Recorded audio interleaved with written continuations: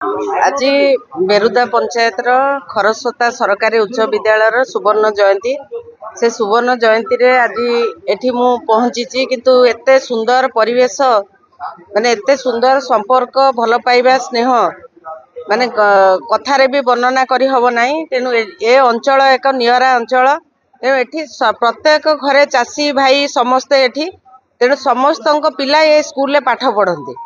अन्य जगार पिला माने बाहर को जाती पढ़िया कौटी प्राइवेट स्कूल किंतु ए स्कूल ले समस्त पिला पाठ पढ़ती। आउ यही स्कूल रे पाठ पढ़ी आज भल मनीष होती समाजर प्रतिष्ठित व्यक्ति भाव में परिगणित होती। ए स्कूल आयोजन करिसेंती जो माने एते सुंदर भाव रे ये परिवेश ये समावेश को तांको मध्य मु धन्यवाद जनाऊँची। जो माने पुरातन छात्र अछंती सेई माने मध्य तांको माने तांको जो परिचालना से माने करिसेंती तांको मध्य मु धन्यवाद जनाऊँची। ए पिलार छात्र छात्री माने समस्त को मु स्नेह शुभेच्छा जनाऊँची। शिक्षक शिक्षयित्री मानक मध्य शुभेच्छा अभिनंदन जनाऊँची। तेणु स्कूल जहाँ किसी सबू तो जो 5T रे विभिन्न कार्यक्रम रे हेइथिला आउ जहाँ किसी बाकी अच्छी तांकर जो माने पुरातन छात्र अछंती शिक्षक अछंती से माने कहउथिले तांकर जो जो काम बाकी अच्छी जो माने पिला आजिर जो माने शिशु कालीर भविष्य तेणु तांको पई जहाँ दरकार पड़िबो मते करिया को तांकर जहाँ डिमांड रहिबो मु चेष्टा करिवि सब डिमांड पूरण करिवा पई। आउ तांकर जहाँ तांको स्कूल जो जोठी जहाँ अच्छी असुविधा तांको मध्य मु निज नजर रखिबि आउ ताको मध्य पूरण करिया को चेष्टा करिवि। रिटायर आज 50 वर्षर सुवर्ण जयंती आमे पालन करने के जाऊँ। यही सुवर्ण जयंती पालन करने दीर्घ वर्ष है आमे अक्लांत परिश्रम करी आसीचु।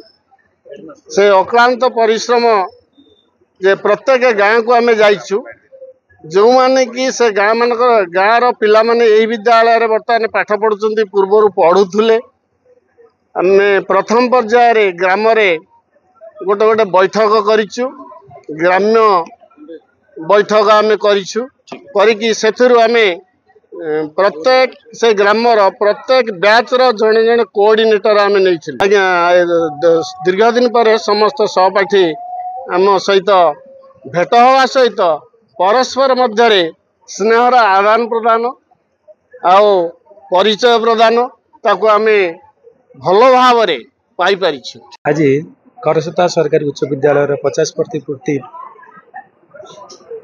रे सुवर्ण जयंती पालन करा जाउची। आज ये उद्घाटन दिवस रे प्रथमे माराथन व्यवस्था करा जाइथिला एवं तापरे फ्लाग होस्ट करा जाइथिला एवं स्मारकी उन्मोचन करा जाई प्रथमे गोटे प्रोग्राम ब्लड डोनेशन कैंप रो व्यवस्था करा जाइथिला।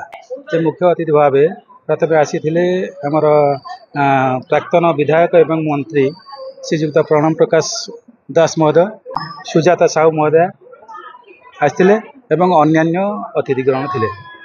जाओ मु धन्यवाद देवी प्रथमे आमर पुरातन छात्र छात्री मानकु जे सेमानकर अक्लांत परिश्रम फल आज सुवर्ण जयंती को सफल रूपायन करने जाऊँगी एवं परवर्ती समय आमर एवं मीटिंग हेबो मीटिंग पर आमर सांस्कृतिक कार्यक्रम ईरा महांती द्वारा यही कार्य मुख्यतः 3 दिन धरी चालू रहिबो। जो 50 वर्ष जो पूर्ति पालन बा सुवर्ण जयंती पालन करा जाउछि एथरे पुराना साथी मानक पाई आमे विशेष उत्साहित अछु जे आम स्कूल बहुत छात्र से माने विभिन्न क्षेत्र रे प्रतिष्ठित होइचंती।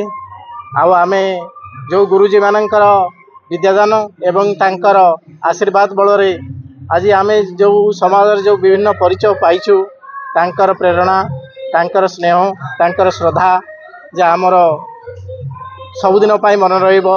से समस्त गुरुजी पुरातन छात्र छात्री समस्त को आज एकाठी करिवार आज जो आमे ये जो नियार प्रयास करिछु सेति पई आमे निजको गर्व अनुभव करिछु। आमर जो पवित्र अनुष्ठान जे आम शैशवर मुखसाखी एवं आमर ज्ञानर जी ग्रंथाघर से आज सगर्वे 50तम सुवर्ण जयंती पालन करुछि। ये कथा कहला बेलू जे आम जे केते उत्साहित होउछु से कथा आज समस्त बड़ एवं सान जो आमर सीनियर बैच जूनियर बैच भाई मैंने सब आसचंती समस्ते समस्त को